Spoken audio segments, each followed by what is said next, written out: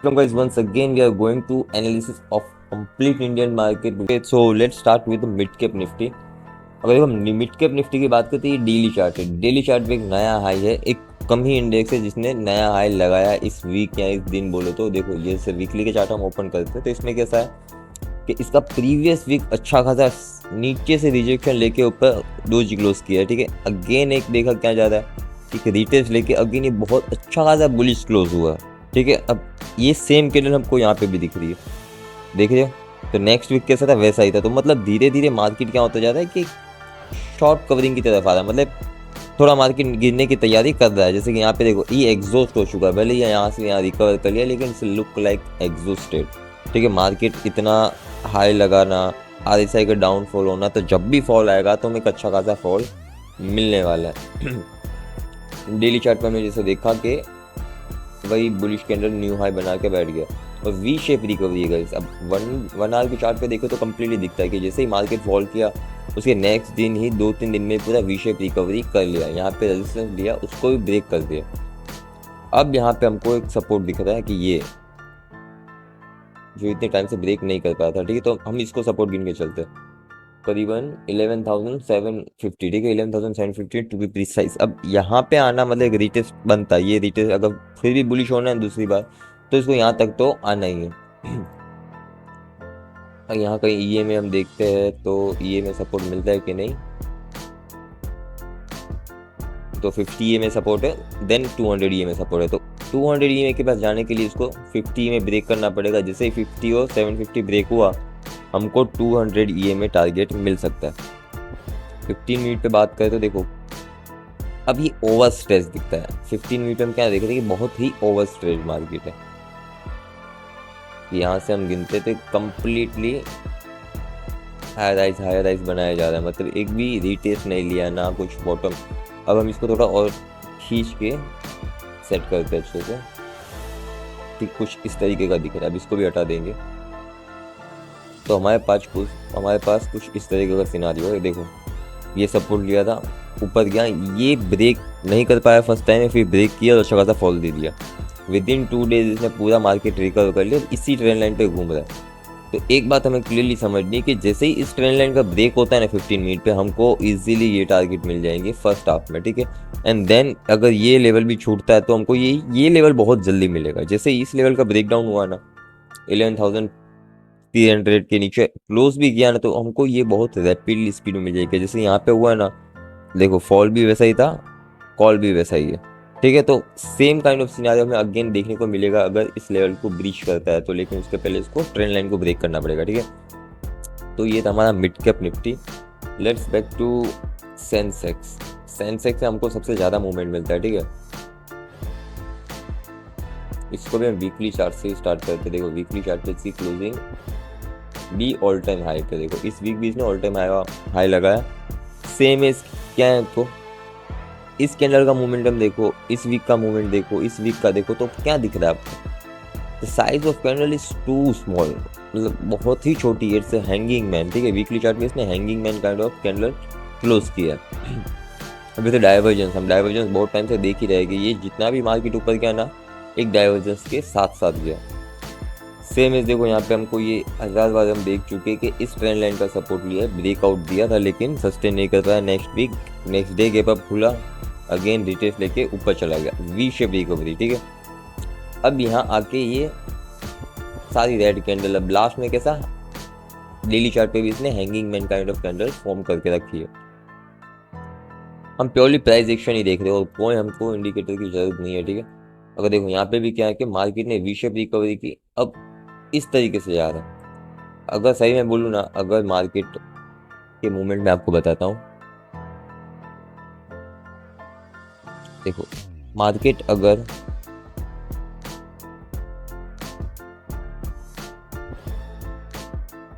इसको इससे भी ऊपर जाना होता ना तो मार्केट पहले एक रीटेस्ट लेता। ठीक है, इजीली इसको रीटेस्ट लेना था करीबन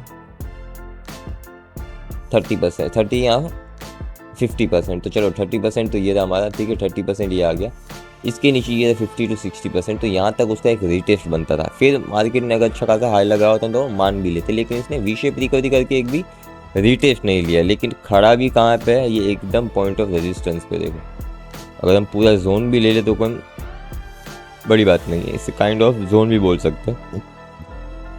सॉरी। देखो 15 मिनट बहुत ही क्लियर है।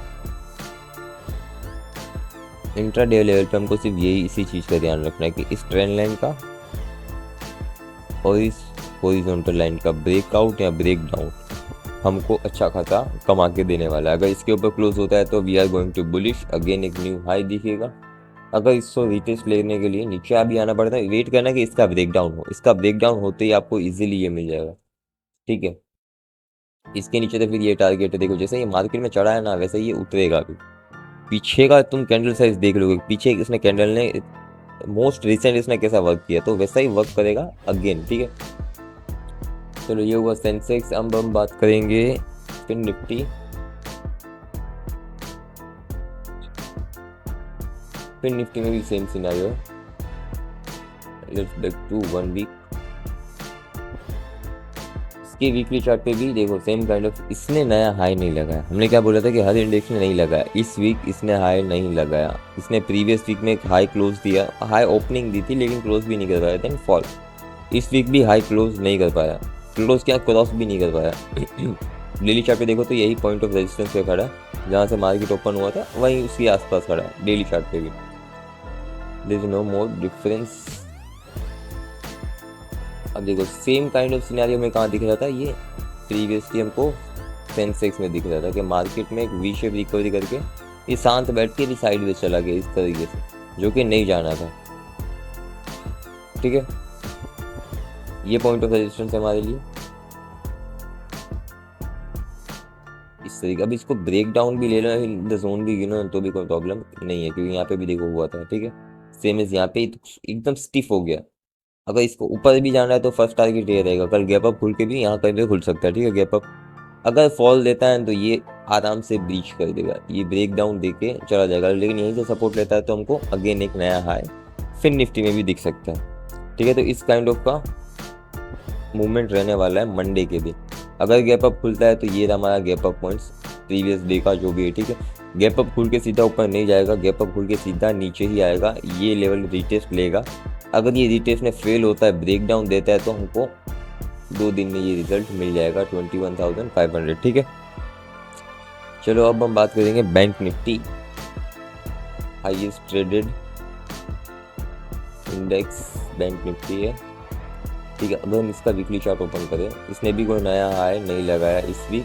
इवन ये काइंड ऑफ डोजी क्लोज किया वीकली चार्ट पे। देखो पिछले दिन का हाई लो कुछ क्रॉस नहीं किया, जहाँ पे ओपन हुआ वहीं पे क्लोज किया इसने वीकली चार्ट पे। यही चीज़ हम डेली चार्ट पे क्या देख रहे कि देखो मार्केट में फॉल आया ना, तब वॉल्यूम्स बहुत ज़्यादा थे, लेकिन जब मार्केट ने वी शेप रिकवरी की तो डे बाई डे क्या होगा, वॉल्यूम्स डाउन जाते गए। तो ये क्या बता रहा है कि मार्केट में एग्जॉशन आ रहा है, मार्केट एग्जॉस्ट हो रहा है। अब हम आएंगे इसके 1 आवर की चार्ट पे। तो 1 आवर की चार्ट पे हमको भी क्लियर कट अदर इंडेक्स जैसा ही दिख रहा है कि यहाँ से ये ट्रेंड लाइन था, अगर चलना भी था तो इसको इसी के हिसाब से चलना था।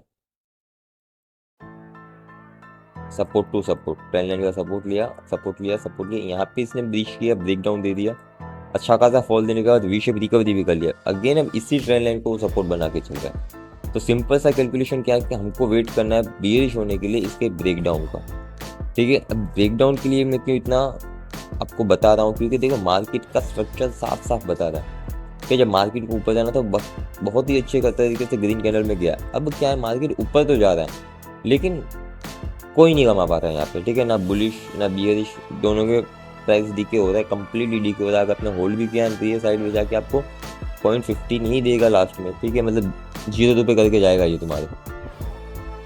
लेकिन हमें 15 मिनट पे क्या ध्यान देना है कि हमको इस बॉक्स के ब्रेकआउट या ब्रेकडाउन का वेट करना है।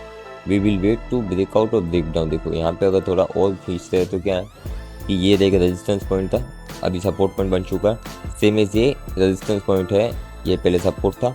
तो ब्रेकआउट होता है तो हमको ये बुलिश यहाँ तक होने का मौका मिलेगा, 51,000 इजीली हमको देखने को मिलेगा बैंक निफ्टी में। अगर ब्रेक डाउन होता है तो ये था फर्स्ट टारगेट हमारा 49,000, एंड देन ब्रेक उसके नीचे गया तो गाइस ये देख रहे हो ना, इतना अच्छा खासा फॉल हमको मिल सकता है, ठीक है। चलो अब हम बात करेंगे निफ्टी के बारे में। Nifty was not performing well may be. हाँ, जैसे अदर इंडेक्स ने किया वैसे इसने भी प्राइस डीके अच्छे खासा टाइम में अच्छा खासा डीके कर लिया प्राइस, लेकिन इसकी वीकली क्लोजिंग बहुत अच्छी है। ये इसकी वीकली क्लोजिंग कैसी है, ऑल टाइम हाई है, जैसे हमने मिड कैप निफ्टी में देखी वैसे ही इसमें भी एक नया ऑल टाइम हाई लगा हुआ है। देखो इसमें और फिर मिड कैप निफ्टी में बहुत ही सिमिलरिटीज आपको दिखेगी एज पर कैंडल चार्ट्स, ठीक है।